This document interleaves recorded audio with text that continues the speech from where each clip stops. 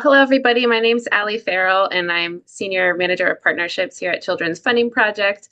I live in St. Louis, Missouri, and we're so happy to have you all here with us for today's webinar, Public Financing in Times of Uncertainty. We know things feel scary, things feel uncertain when it comes to funding for programs and services for children and youth right now. And so we just want to be here to send the message that you're not alone. We're here. The structure of today's session is we're going to have each of our directors share a question that we think people, all of you, might be thinking about in these political times when it comes to funding, public funding, and have each of them talk about how they're hoping to help you answer that question and reduce some of the uncertainty. We also just really want to put faces to names of the people on our team that you all can reach out to for help in answering some of these questions. So before we get started officially here, I just want to thank Brett, who's behind the scenes doing all the tech stuff and getting us ready for today. So thank you, Brett. And we have the chat open, so we really encourage you all to be talking with each other throughout the session. If you do have a question that you want any of our speakers to address today, please put it in the little Q&A portion at the bottom or on your Zoom screen, and we'll use that for our question time. Promise we're going to leave a bunch of time for Q&A today. The other thing I wanted to say is that we'll send you the slides. We'll send you the slides after. So, and we have everybody's contact information in there. So please do reach out if there's anything we can help with in your state or community. So I mentioned everyone on our team is going to be running through a question that might be top of mind for you and see how we can help you answer that. So we're going to get a pulse on what people are thinking about by doing a quick Zoom poll. So Brett, if you could go ahead and launch that Zoom poll. We want to hear from you all. Which of these questions is top of mind for you today? You got to choose one. You have to choose. Yeah. So read them all first. And then this is what each of our speakers will be talking through. Allie, you were talking while people are answering, you were talking about how we're in all these states now. And I just noticed Carrie from Hawaii's on the Zoom here, and her and Amelia Vaughn, our state fiscal mapping guru, bumped into each other in the Denver airport of all places the other day. We got a little selfie together. I feel like that's what movement building is, finding each other in random states that aren't your own. I know, smaller world than it feels like sometimes. Yes. All right. Are we good to share the results of the Zoom poll here, Brett? Yep.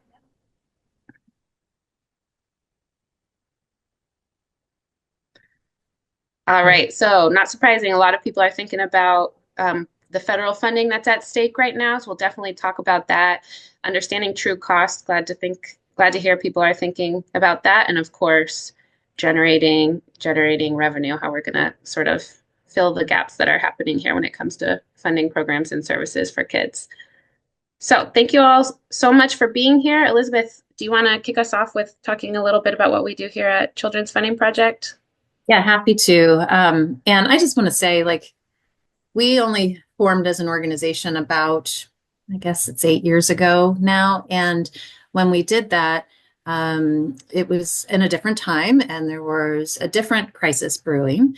And people really, I think, were hungry for some of the things that we were trying to do to support advocates and policymakers and local philanthropy in really thinking about what could be done at the state, local, and now at this time tribal level. And we're in a new sort of crisis mode again.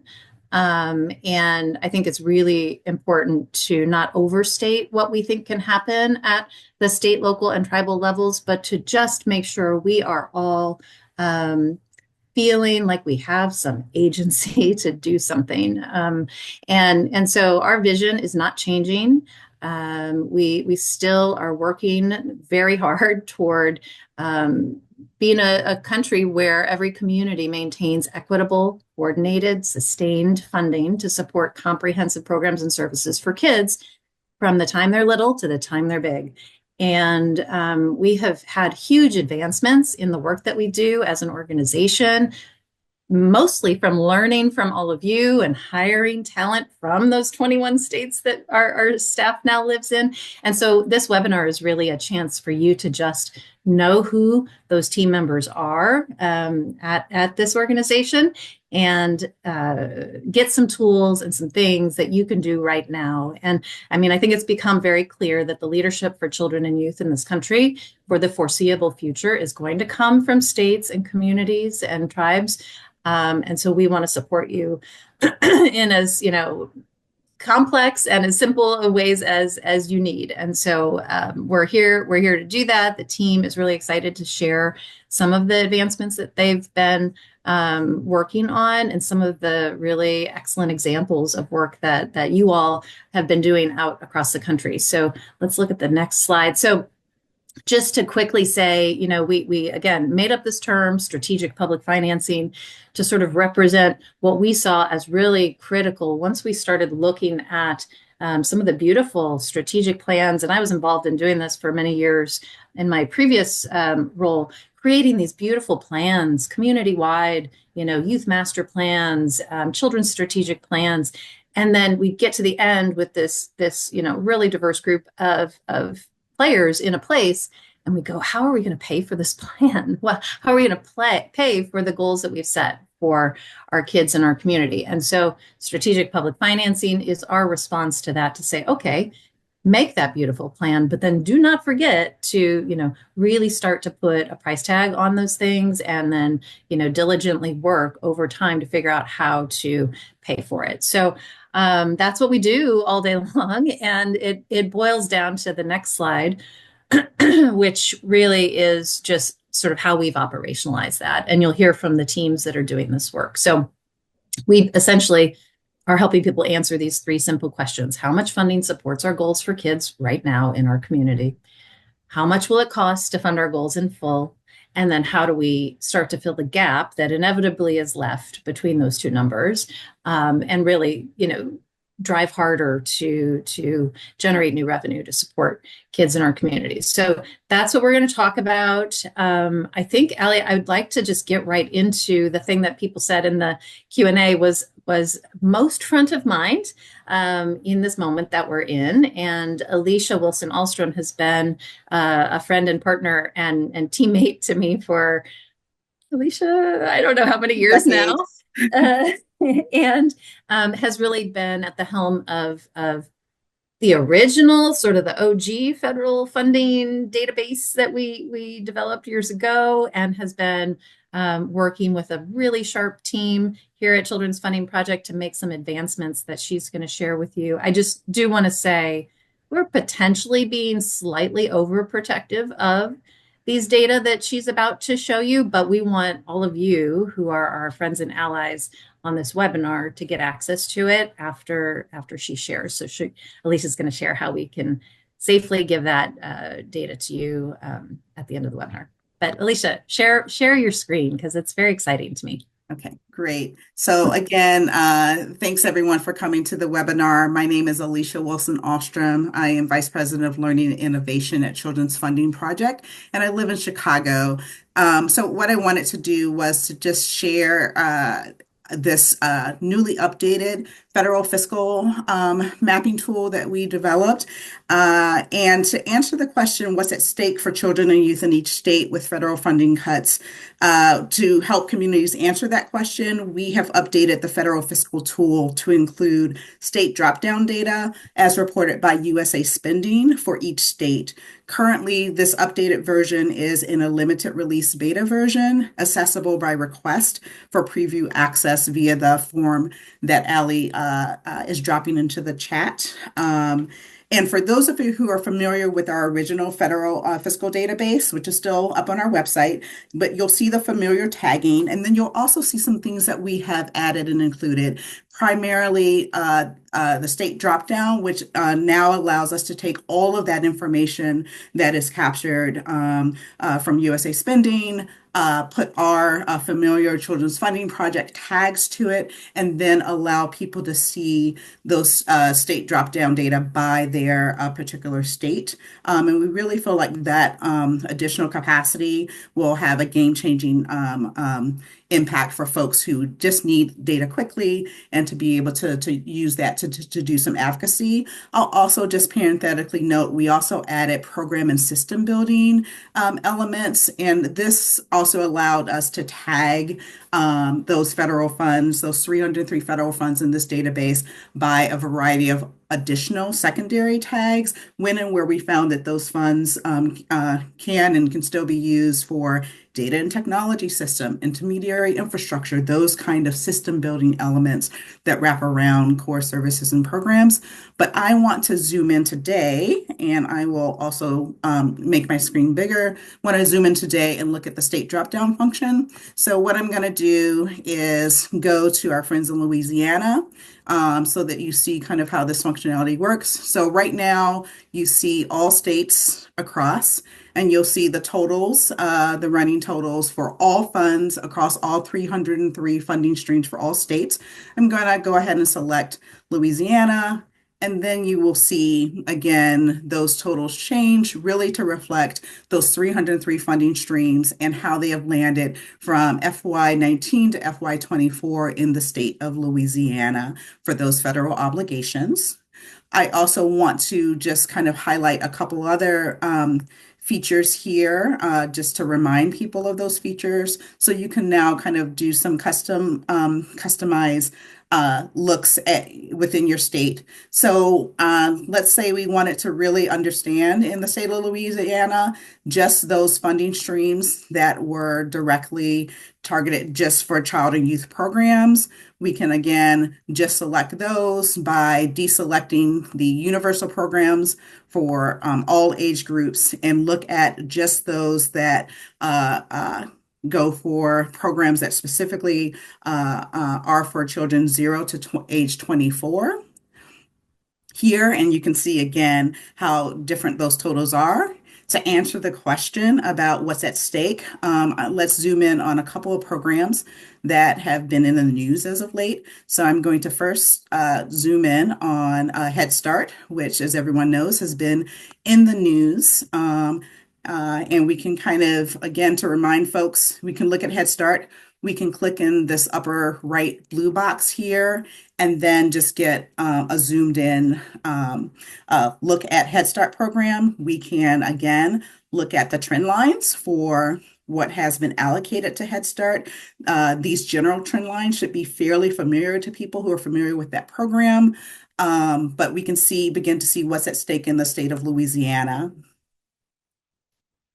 And then lastly, before I turn it over to Amelia, just want to, again, also show a feature. So I'm going to clear all filters just for a minute. I'm going to go back and zoom back down to our friends in Louisiana, but I just wanted to show you this feature if you wanted to search for a particular kind of funding. So I am going to look at our low income home energy assistance program, which has also been in the news as of late.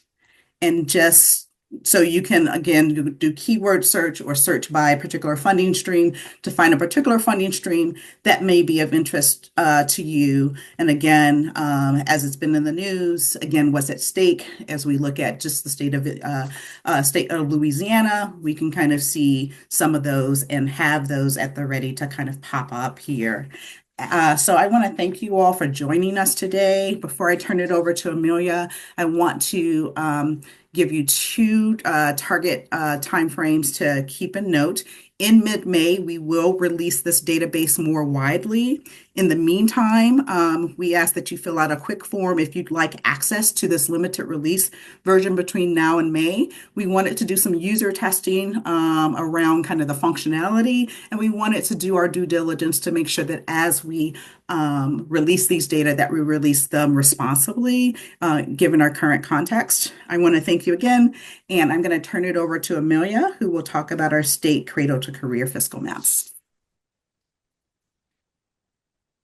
Hey everyone, my name is Amelia Vaughn, and I'm the Senior Director of Fiscal Data Infrastructure, and I live in Central Virginia.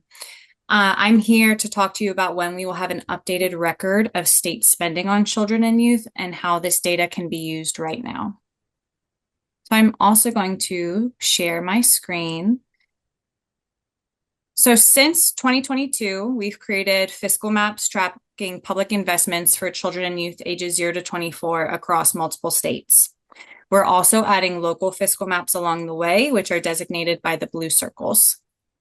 By the end of 2025, our goal is to have up-to-date fiscal maps for 22 states. So right now, some of these states have data that go up until fiscal year 21 or 23, but we'll bring the majority of these states up to the most recent fiscal year by the end of this year. Big goal is that by the end of 2025, we will have, by the end of 2028, we will have comprehensive coverage of all 50 states, and then also grow our collection of local fiscal maps along the way. Not only that, we're committed to biennial updates of all state fiscal maps so the data remains relevant and useful over time. And so now I'm going to share a most recently completed fiscal map for the state of Arkansas and just do a brief intro into how I feel the data can be best applied right now. So first, you can analyze the trends in funding over time. Now it's really helpful. We can clearly see the funding landscape pre-COVID-19 era, during the COVID-19 federal relief funding timeframe, and now post that relief funding time. To continue off of what Alicia just showed, we have preserved inventory of federal and state investments in each state. And to drill down into our data this way, you can select federal. You see the other visuals change, as well as the funding streams in this table. Now I'll show just the federal streams. Same with federal relief funding and state funding. Additionally, you can use the fiscal map data to forecast the impact of cuts to help plan for the sustainability of services. So again, just adding to what Alicia shared, we can now examine the federal and state funding for specific services. So if you know or are aware of a specific service area that may be vulnerable, you can search for that here. And now you have an accounting of all of the funding streams that support, in this case, early childhood intervention services. If you want to drill down by level, you can do that as well. But I recommend documenting what these funding streams are, tallying up the totals, and use that in your advocacy and strategy. You can also use this information to gather the recipients of these funding streams. I really do believe that this will foster conversations that may lead to better alignment and sharing of resources. Even if it's a shared training or space or staff, that is still helpful and cost saving while still building capacity in your place. And additionally, having these numbers of how much money is at stake or already cut is imperative if you want to inform the use of additional state revenue, local revenue, and or philanthropic funds. And in a moment, you will hear from our state and local revenue team for more ideas on what can be done. But for now, I am going to pass it over to our Vice President of Implementation and Impact, Julie Nicholson, to talk about our cost services work. Thank you, Amelia. So Julie Nicholson, and I am fortunate enough to share time between California and Seattle. And I'm going to talk about this question that was raised in the poll. What is the true cost of funding programs and services for kids? Let's go to the next slide, please. So we work with communities and states who want to figure out the real costs for any program or service for kids cradle to career, using a wide range of cost analysis and modeling services to support unique priorities. So this includes cost modeling, where we calculate the true cost of services using provider data, and we create calculators that allow you to plan and work with different scenarios. When you don't need detailed modeling, we can also do cost estimations that uses available data and benchmarks to support initial planning. We work with a lot of communities on creating equitable funding formulas that incorporate factors like population needs and service costs. We also do scalability analysis that helps you understand how your costs will change as your program grows or improves. But our goal with everything that we do, all of our services, is really to translate complex cost data into actionable insights for advocacy, for funding decisions, and for service improvements. So, for instance, some of the communities that we've worked with want to understand the true cost of providing quality services and comparing that to the market cost or market rates so that they can reveal the funding gaps that really affect program stability. Others want to set effective subsidy or contract rates that really address adequate compensation so that they don't perpetuate underfunded systems. Some want to consider a policy change and think about what is a data-backed projection for the impact of that change and understanding the fiscal implication of the policy before it's implemented. Still others use cost analysis results to think about creating compelling data-driven evidence for advocacy. So strengthening your case to create a new funding stream or increasing investment in children's services. Again, our goal is to always translate abstract discussions about cost into concrete terms that decision makers can use right away to act on. We want to meet your community needs, and so we do it in two ways. We have two options of working with folks. One is just direct service, and that is where we perform all of the cost analysis and modeling.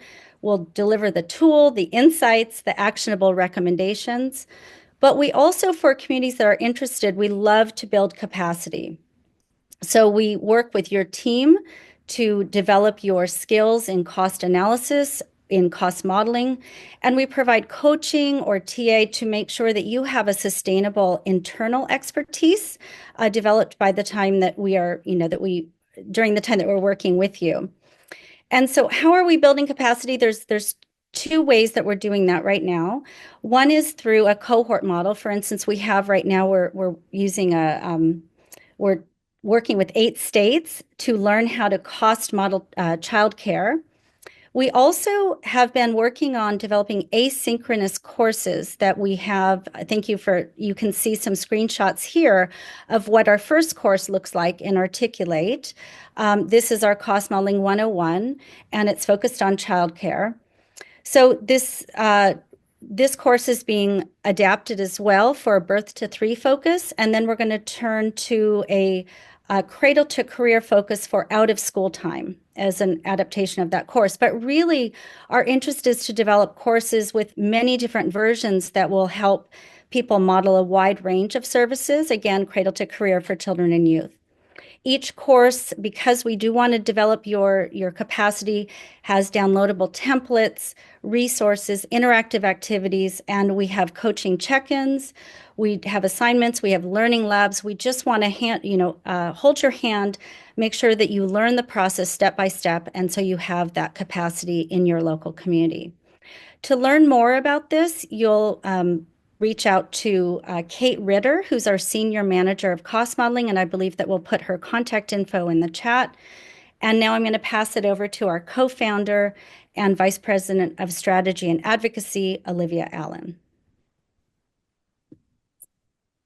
Thanks, Julie, and great to have so many folks on the line today.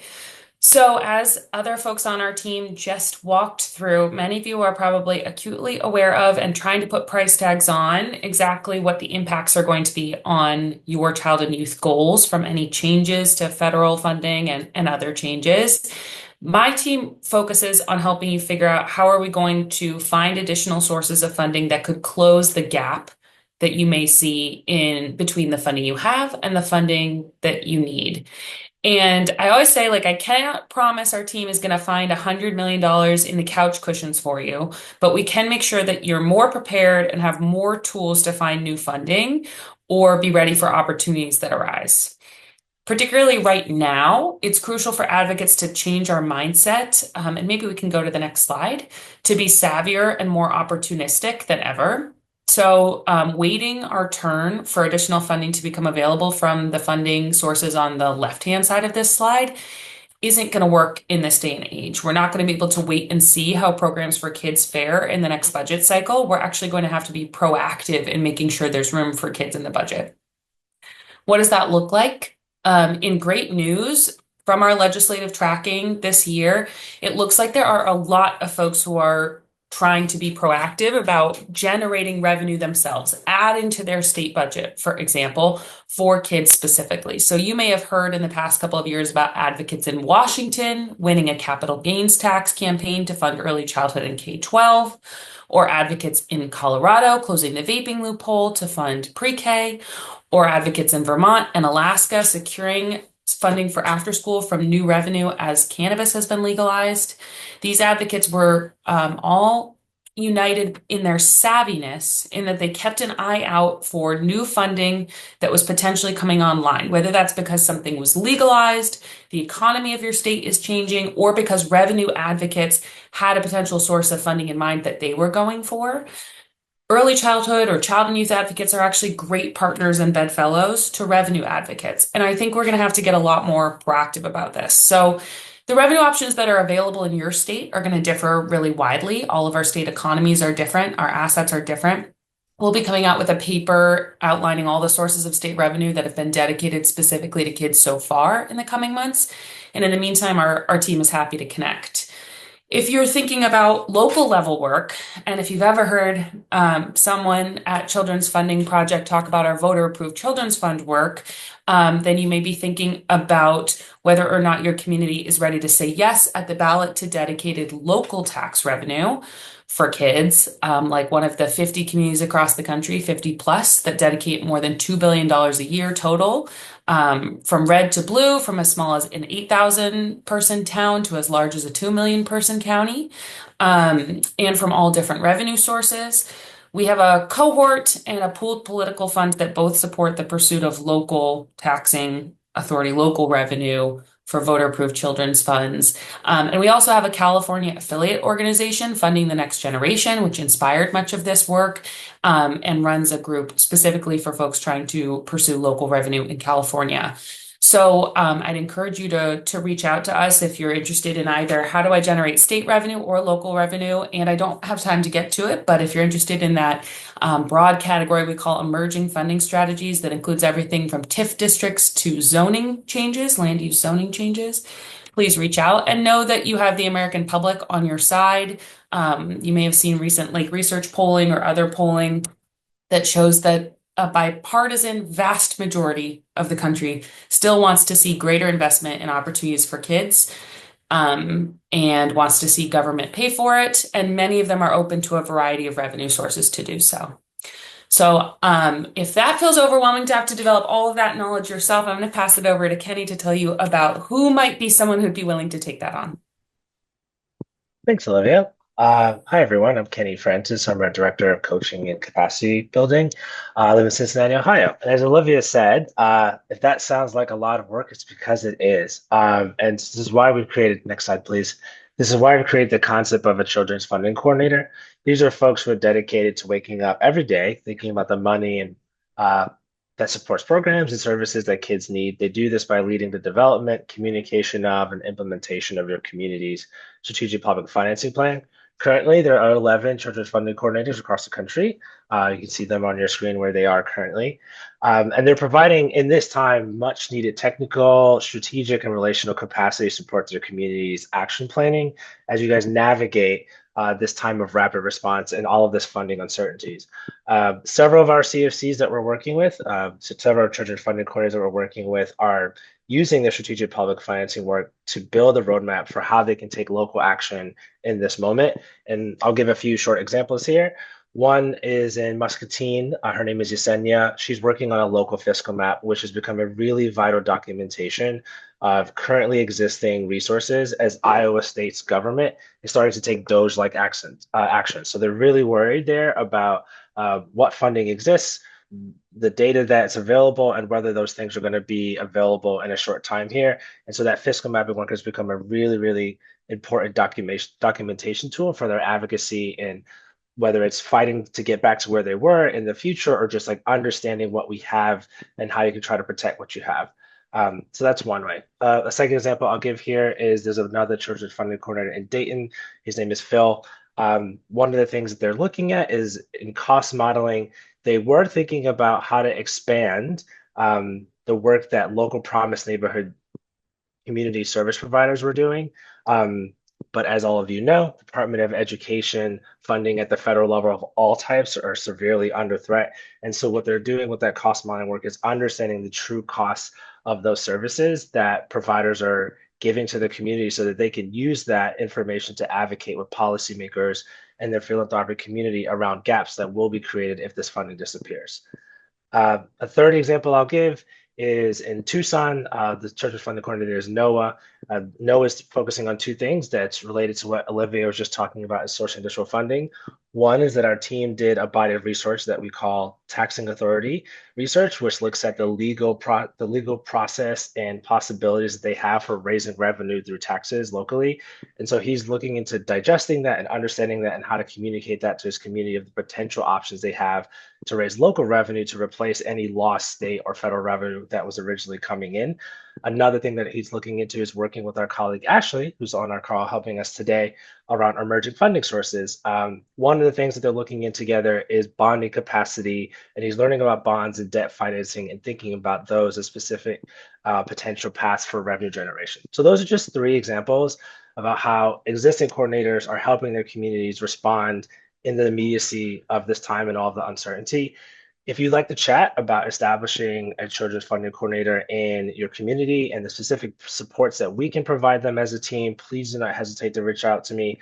I would also be happy to connect you to any of our existing coordinators. If you'd like to learn more about them and their organization and the work that they're doing, please just reach out to me. And with that, I will pass it over to my colleague, Josh. Great.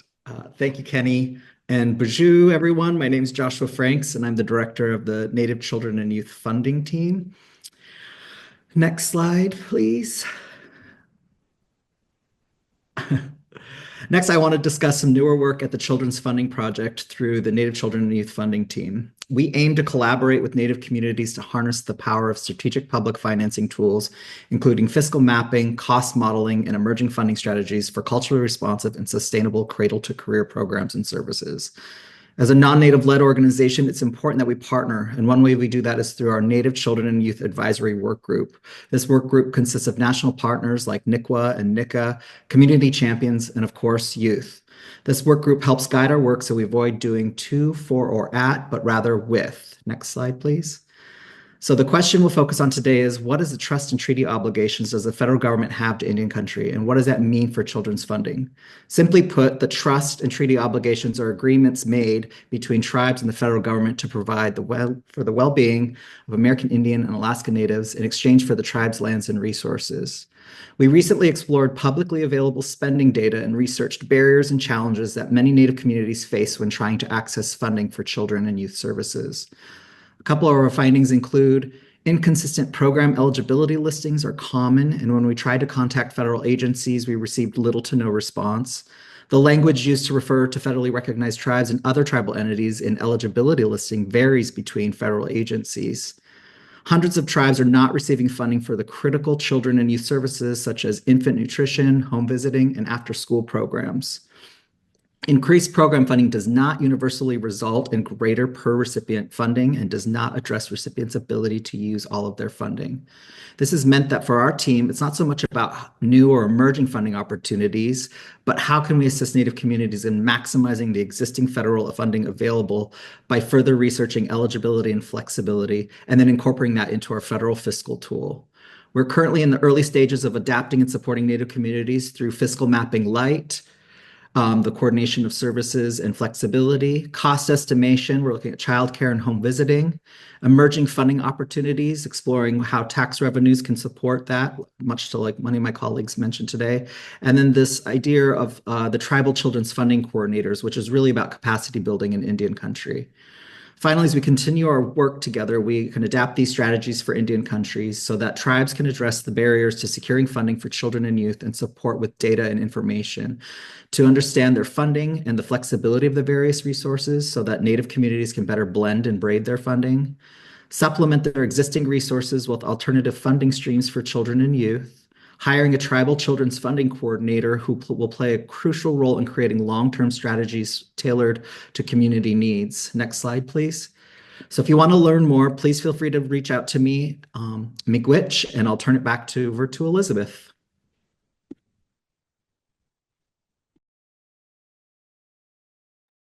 Great, thank you. And I think, Brett, we can probably bring everybody's faces back. I want to take a breath for a minute because I was over here like rushing everybody, like, you got your 3 minutes, let's go.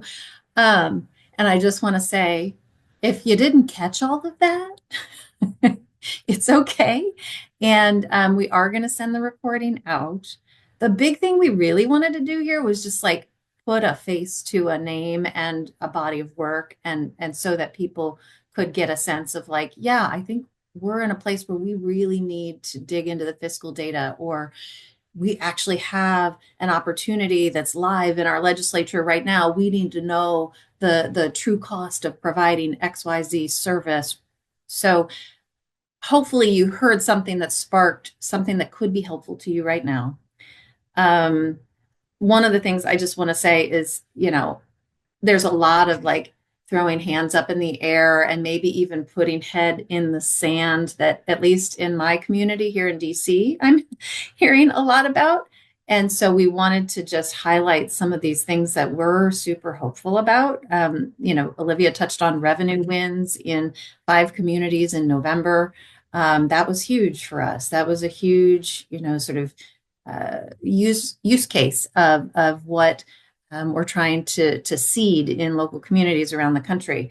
Amelia talked about 22 red and blue states alike that are getting really detailed and thinking and thoughtfully approaching how they look at their budgets and make sense of them and think about how to do better blending and braiding and where growth needs to happen to be connected to their goals. I think advocates are not shying away as much as we were in talking about the true cost of doing things, even when it's a big number, and then they're just figuring out, okay, how do we start to move the needle toward that big number? States, in my opinion, were sort of a sleeping giant over the last, decade or two when it comes to, really doing anything big and robust for kids and generating new revenue to support their kids.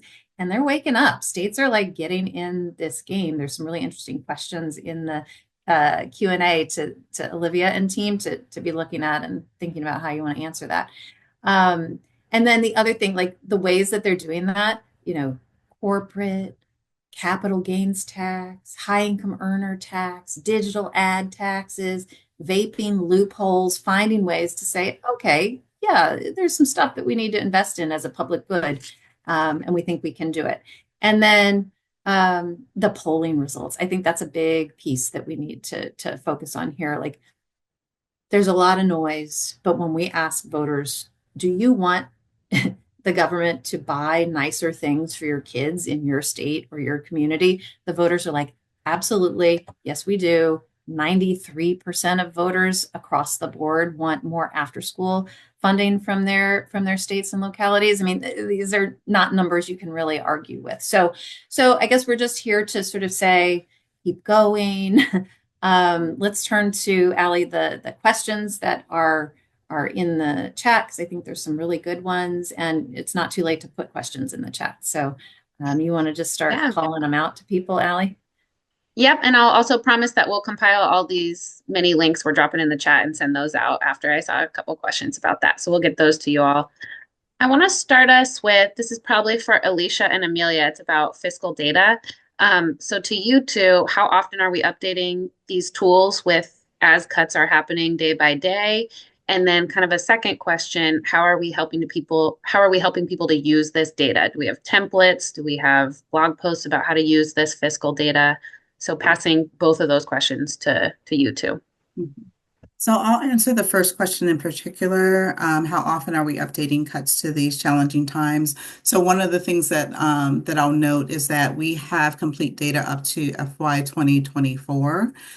We are monitoring and have partial data on FY 2025. And the way in which we are thinking about how to kind of balance that with supporting people with some real-time data are a couple of things. One, I want to kind of highlight and shout out some of our partners who are doing weekly, almost every other day updates on what they understand to be the cuts. So First Focus does a good job of just kind of keeping up to date on what's moving and what's going and what's coming on the horizon. Actually, Center for American Progress has a pretty good kind of just tracker of all of the real-time cuts, which would be cuts that would be relevant right in the here and now.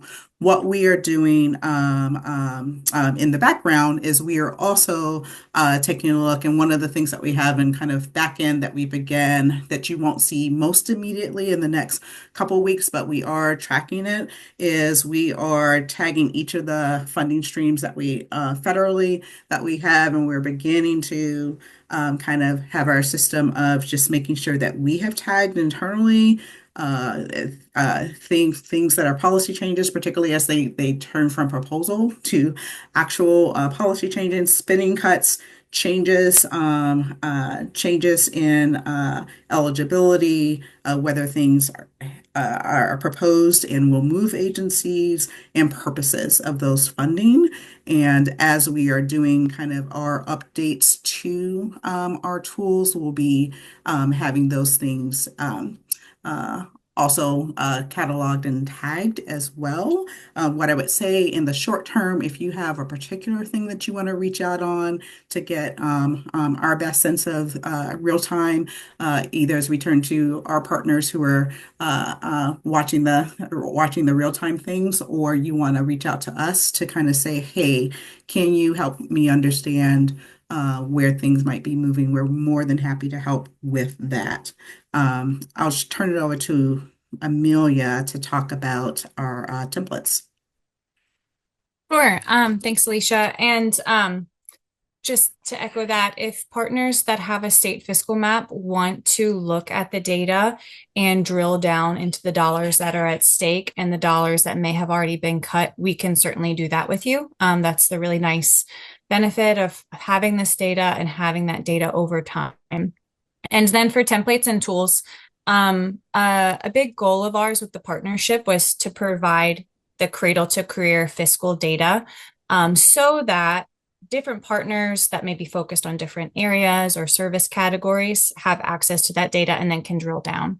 Because we didn't want multiple people digging into budget documents. We can take that off your plates. So if you're interested in looking at your state's data for a specific age range or service category, please reach out to us and we're happy to help you apply that data. There are like so many ways that the data can be used, and we're starting to track that more clearly, but we're really willing to work hand in hand and offer our support that way.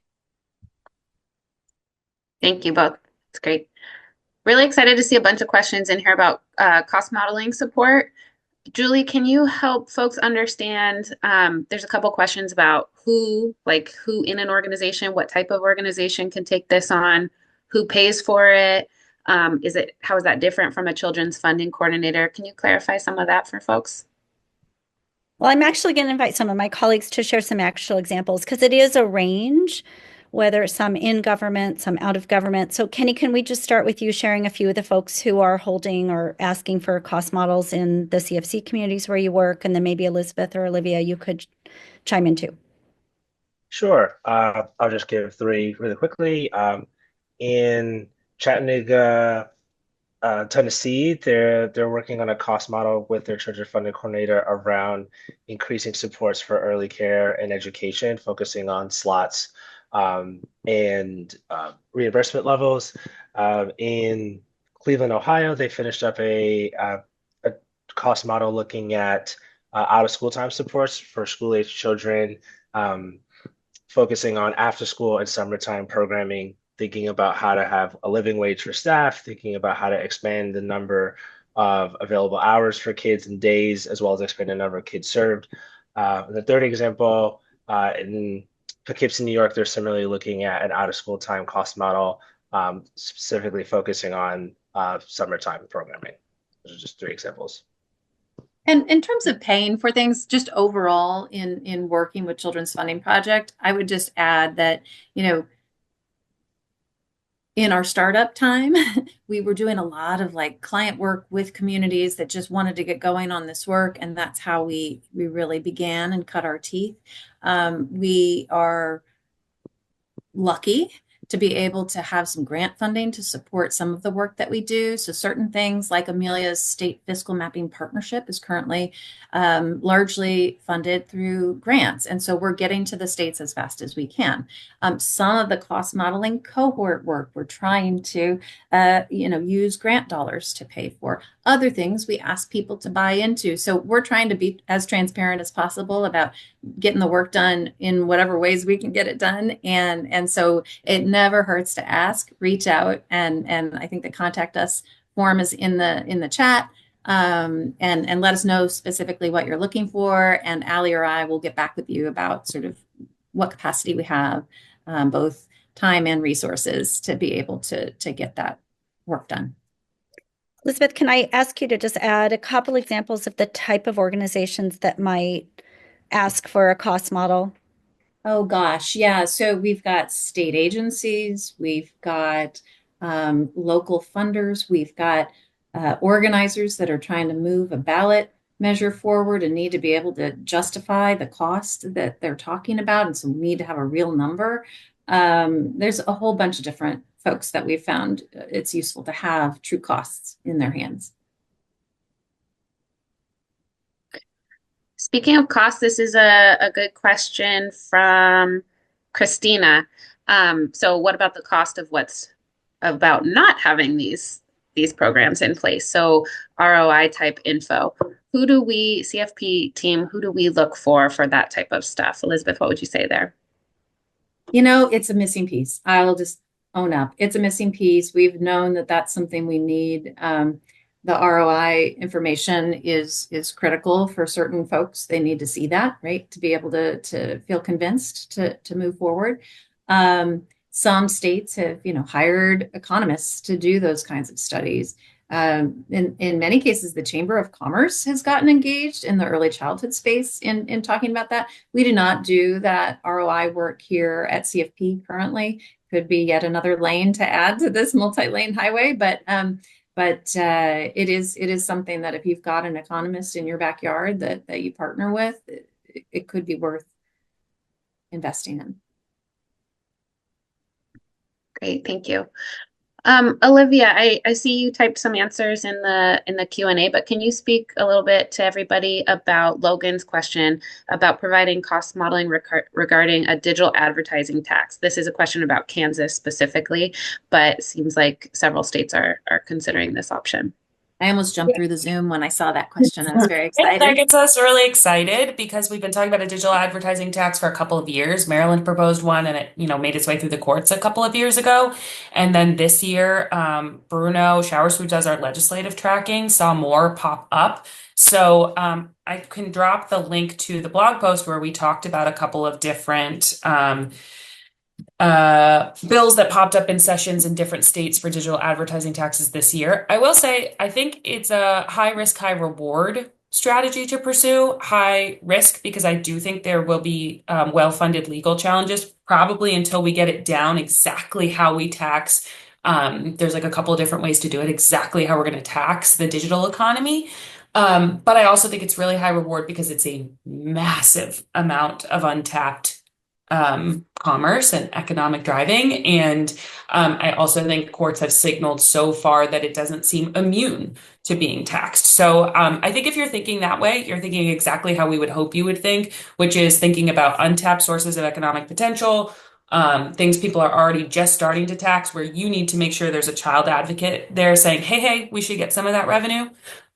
Or thinking about things that some of the revenue organizations like the State Priorities Partnership folks in your state may be thinking about. Great, thank you. All right, we have a federal funding tool question. So, Alicia, can you talk about how somebody might use the tool to highlight how devastating fully cutting Head Start would be to overall federal investments in early childhood? Also, how our tools could be used to illustrate how critical these are investments are for tribal communities. Maybe Josh has thoughts on that as well.